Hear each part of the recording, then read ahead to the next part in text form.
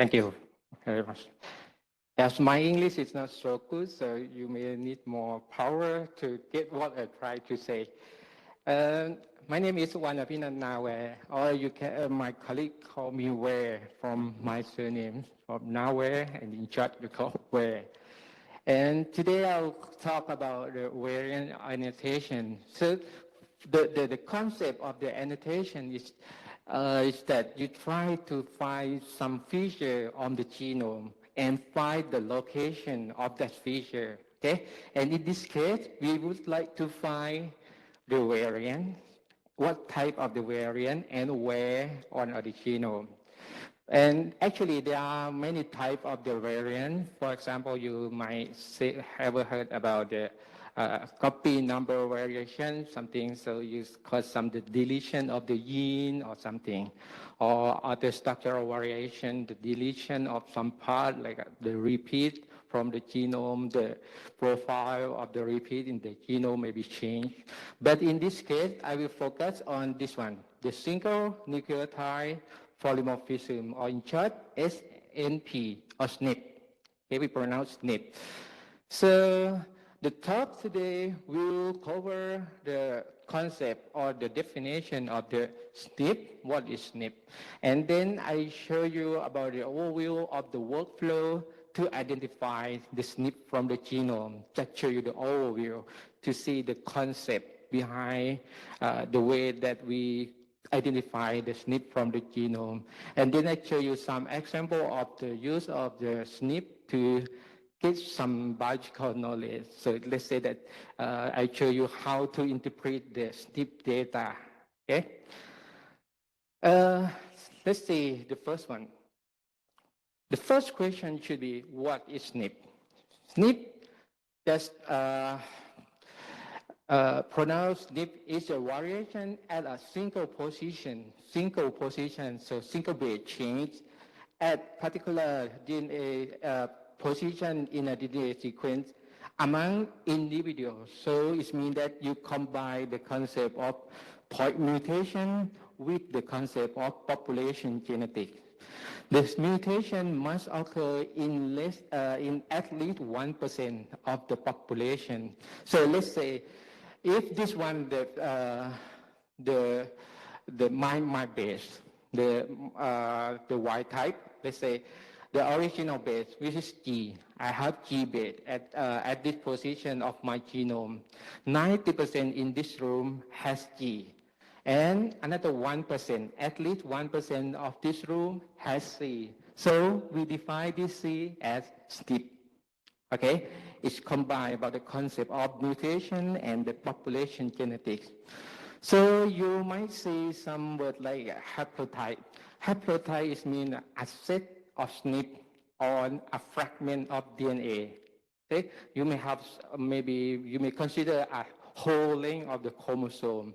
All SNP in this chromosome called haplotype, right? So this is another step. Another word when you're talking about SNP. And so this haplotype also tell you that there are a lot of SNP in our genome, right? So if we combine this together, we call genotype. You have different haplotypes, so you have different genotype. And the next one will tell you about why we interested in SNP. Because SNP actually itself, because it's just only one point mutation, right? It may not cause the disease or some disorder, but you can associate those SNP with some disease. Because in some particular condition, in this case, I show you here, the drug response.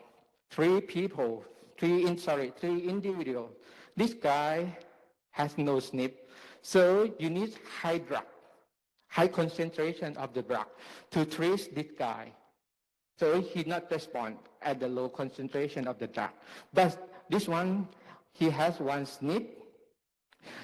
So you need only low dose of the drug to this guy to respond to the cause of the treatment.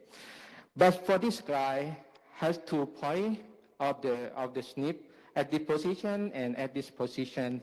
So high concentration of the drug might cause the severe effect to this guy. So it means that the SNP might show the effect in some particular condition.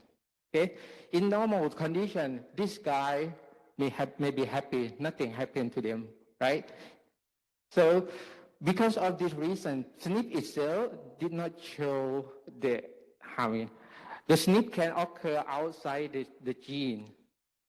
So that SNP not change your protein, not change the function. Your protein can still coding in the native form. But in some case, like this, the environment may change the expression of the gene or something. So you respond to some particular condition, and the response can be associated with the SNP. So you can use the SNP as the marker. And because SNP, there are a lot of SNP across your chromosome, across your genome. So it means that you can scan for the SNP on the genome and compare to another one. Because you have high number of SNP, right? Only one SNP may be not different between you and your friend. But a lot of SNP allow you to see the difference. And here show just only about 2,000 SNP across the genome. So you can map back to the chromosome. Yes, this is briefly about the concept SNP. I think most of you know about the concept of the SNP. And the next step, I show you about the overview of the workflow to identify the SNP in the genome. There are 3 major steps to identify the SNP. First, you have to do the sequencing first. Dr. Viranda already mentioned about the sequencing in the morning, right? And after that, you need the program to do the SNP calling to find the variant inside the sequence, inside the DNA read that you do the sequencing. And after that, once the input for the SNP calling will be the DNA sequencing read, the sequence of the DNA read, and the output will be the SNP loci and the SNP page. So from this output, you can get the knowledge. And to get the knowledge here, you may need some data about your sample. And you can do the data transformation and visualization to interpret the data.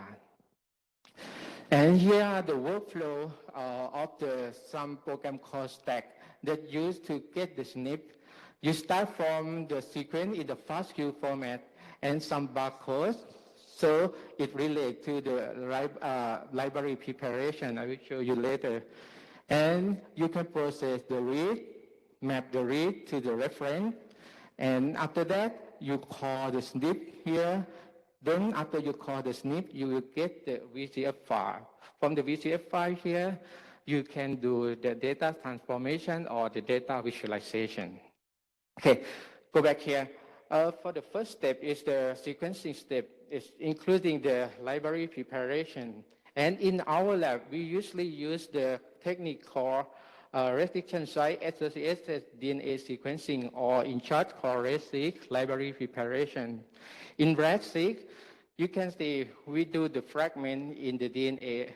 It is the long chain of the DNA. If you remember, Dr. Jeremy already mentioned in the morning that we have to fragment the DNA first before we do the sequencing, right? Because the sequencing machine has the limitation. So it can sequence only short read, cannot sequence whole length of the genome. So we have to do the fragment. But in case of the RAS-seq, we do not shear randomly, but we use the resistance enzyme like EcoR1 or this one to cut the DNA. And then we select the piece of DNA that has the cutting site. This one had the cutting site. Then you randomly fragment to get the shorter DNA fragment. And you select again, choose only the fragment that has the cutting site. So it means that you use this one, this one, this one, this one, and this one, but you filter out this one. I mean, you wash out, you wash out this read out. So you got only 4 here from this last set of the fragment. So by using this, you can reduce the sequencing size because you have just only what you want. So in this case, it's the fragment that had the cut site, right? Because you reduce the sequencing size, so you can save money and time, of course, right? And because, and because we do the cutting, I mean the degradation here across the genome, so by using this read, this DNA fragment, we can still get thousands of the SNP marker. So it means that the SNP you will got in the final step is high enough, the number of SNP is high enough to study the whatever you want.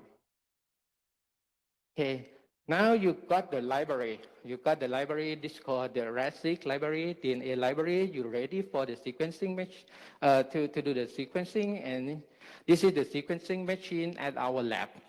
And this is our director of the NOC.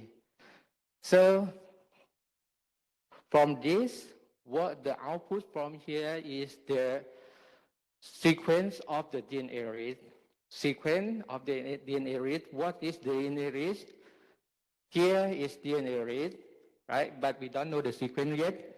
We put it into the sequencing machine and got the sequence of the DNA read. So we will use this one, this read as the input for the SNP calling step. And in some case, you have the reference sequence. How to get the reference sequence? Call Jeremy. Jeremy do you the assembly for you. Then you got the reference sequence, right? And you may need some calculation. What calculation? Alignment. You already got the concept of DNA alignment from Dr. Travis, right, in the morning ago. So from this, you got the output, which is the SNP loci and SNP base. Remember the concept of the annotation? We got what type of the SNP, right, based on the SNP, and we got the position on the genome. So SNP, the output here is the SNP loci, and base is the output from the SNP annotation. Okay, let's come back to the step. We try to say we got from this, and we got the sequence of a lot of DNA reads. Right, this in the random position in the sequence in the FASTQ format, right? To call SNP, you have to cluster this reads first, and the easiest way to do the cluster is to map with the reference sequence here, because you can just simply align the read back to the reference sequence. So it means that this read has a similar sequence to this region of the reference genome, right? And also another one with similar to this region will be mapped or will be aligned into this region.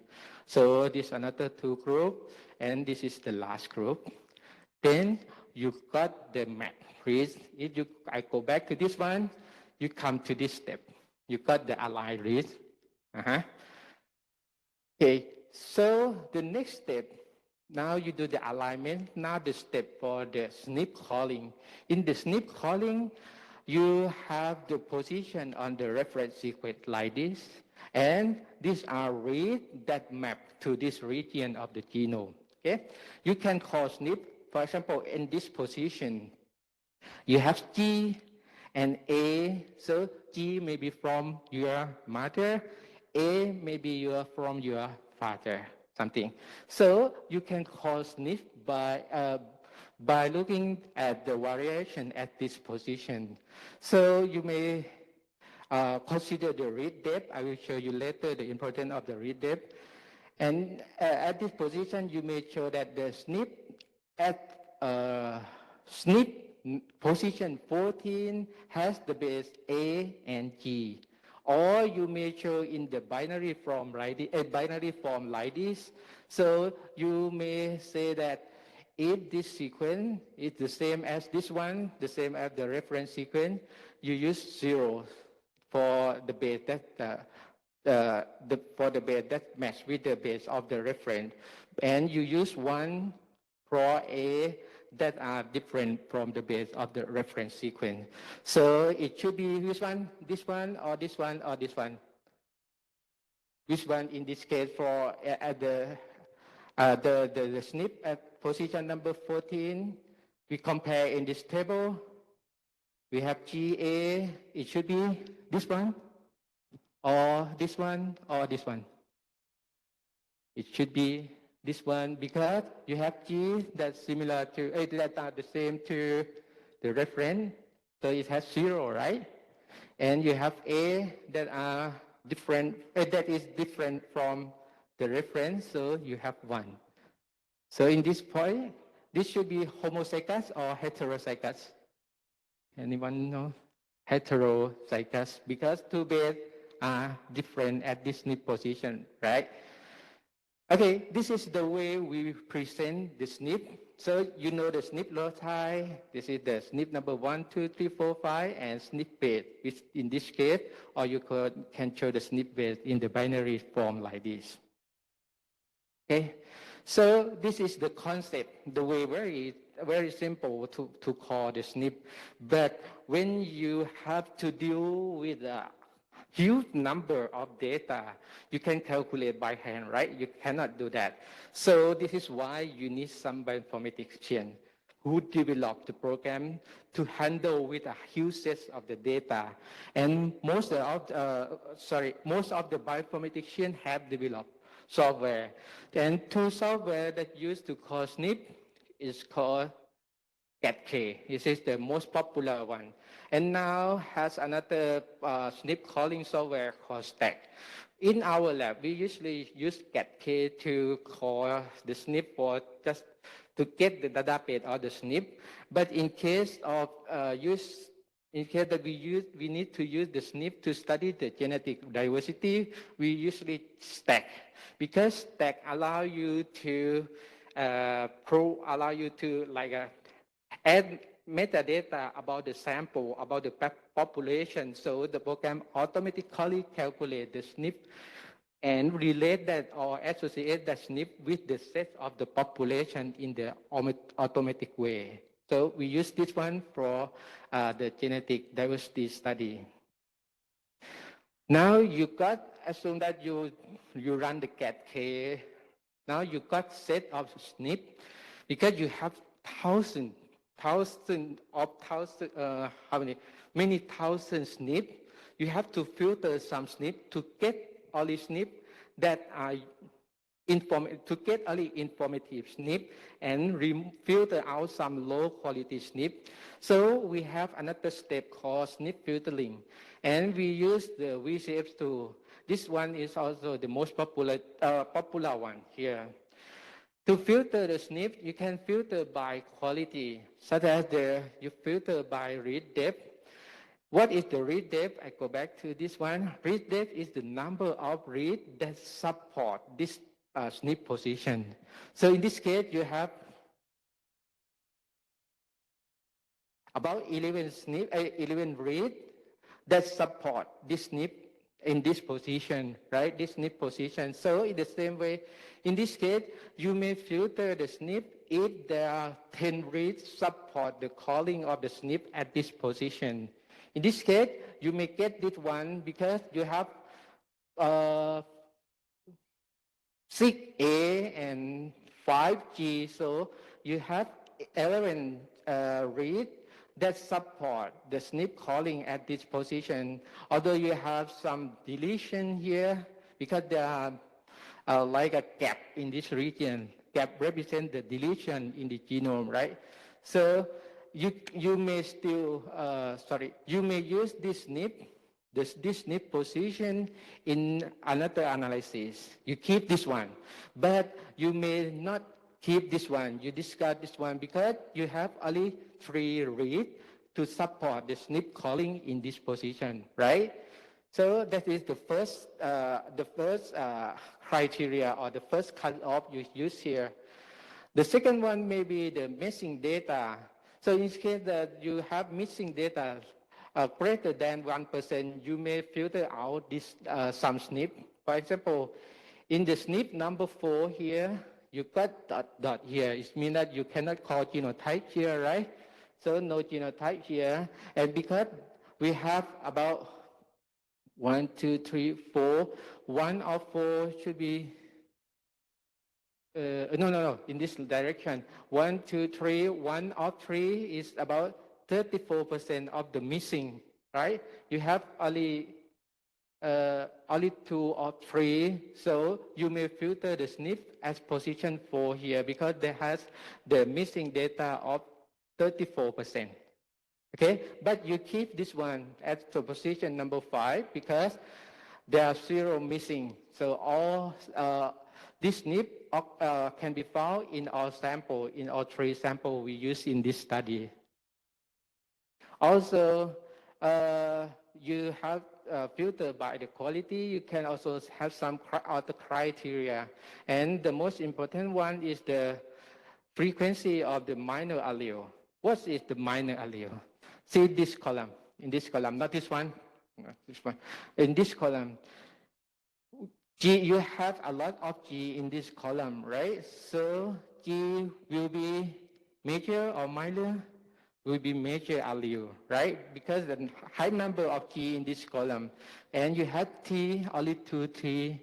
T will be the minor allele. And we find the frequency of T, right? So it should be lower than 2%, right? Because 2 in how many? I'm not sure. But assume that the frequency of this one is lower than 2%. So we filter out this SNP position, okay? We filter out SNP position. We not filter SNP position. We filter out. Okay, so why use 2%? You remember at the beginning, we combine the concept of the mutation with the concept of population genetic, right? And the SNP must occur in at least 1%. So we plus some room for the sequencing error. So we have about 2% here. Okay. This is about the briefly about the workflow of the workflow to identify the SNP from the genome. Next, I show you about how can we interpret some SNP data to get some biological knowledge. Okay. And now we got this one. We got the genotype, which is in the VCF file that you have already done the SNP filtering, and you got the final VCF file. From the VCF file, you can extract those ones.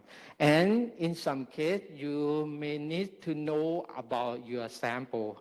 In this case, for example, in this case, you need to do the progeny test. So you need to know that which sample are parent sample. Right? So you can put it as the metadata to the program life stack. And all the sample, like sample 3 to sample number 16 here, will be the progeny. And from the calculation of the stack, you got the genotype of the father and of the mother like this. Father should be AB, and mother, right, for the mother will be AA. So the combination should be AB or AA or BB. Should be in this here, BB? No, because the father is AB and mother is AA, right? So if you have BBs, it means that you have some contamination. Okay, so let's see this example. In this example, you see the concept of how to use the SNP data. And this one is the service that developed by Dr. Viranda or Dr. Nix to use in the Omics Center. This service is called the hybrid sure because some grower in Thailand want to export the seeds, the plant seeds. So we have to check the F1, right? And to get the F1 like a AG1, you have to have like a father in AA and mother in GG, right? And the combination or the cross between these two should get the F1 like AG, right? In some case, we got the phenotype of the progeny as like a CT like this.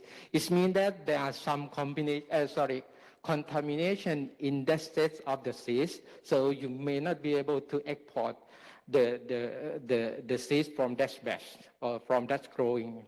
Okay, this is the real application of the SNP. Or you may need to provide some information about the population and also with the stack. The stack allow you to compare between the genotype, among the genotype of the population like this. So you can easily compare the sample that from the red lake, for example, blue lake, yellow lake, and orange lake that may have different environment. So you can see the effect of the environment to your sample like this by checking the mutation or checking the SNP of the sample, something like this.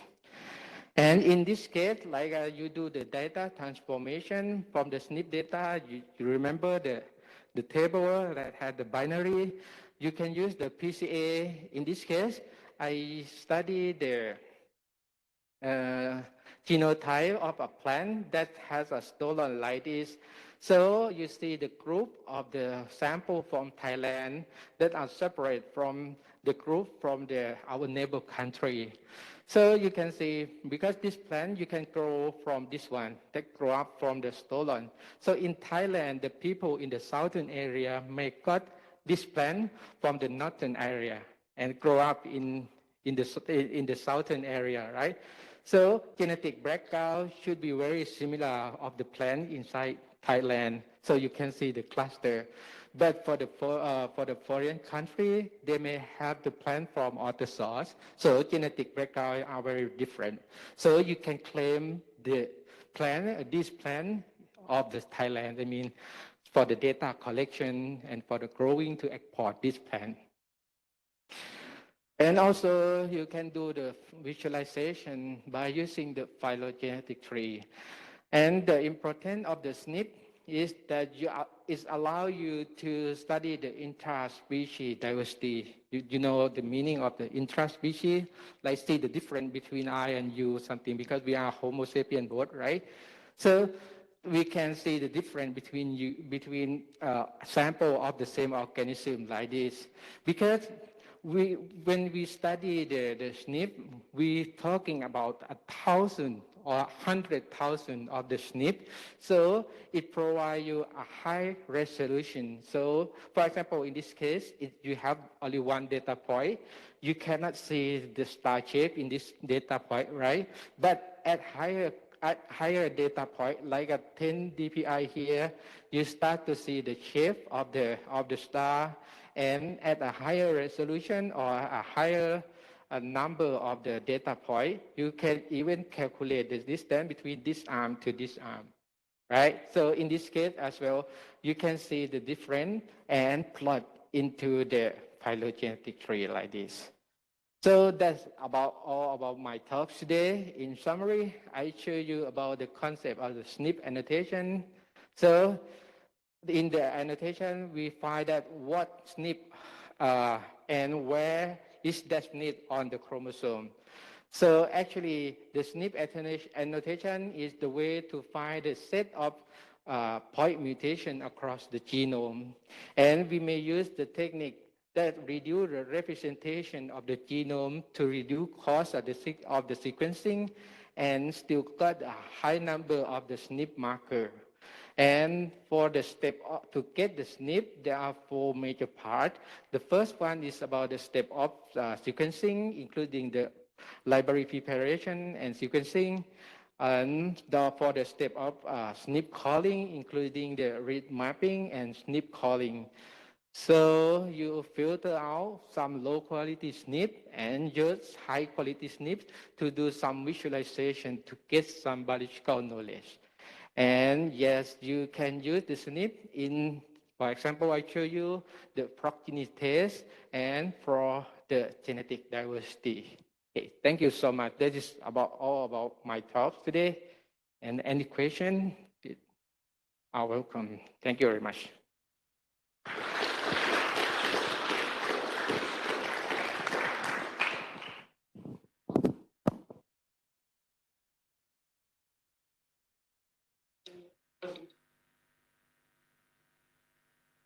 short or we don't?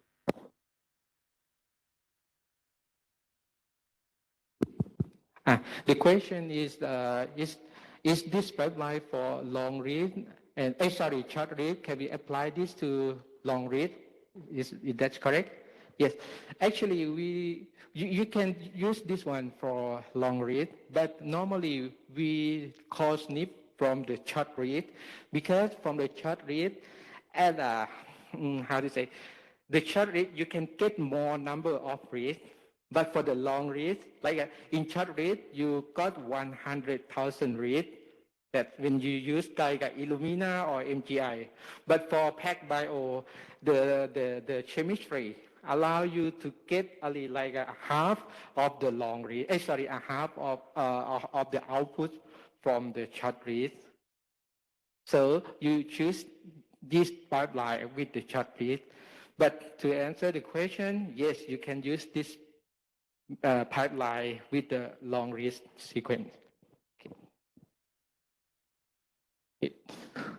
So no more questions or we may discuss later. So Dr. Asif to start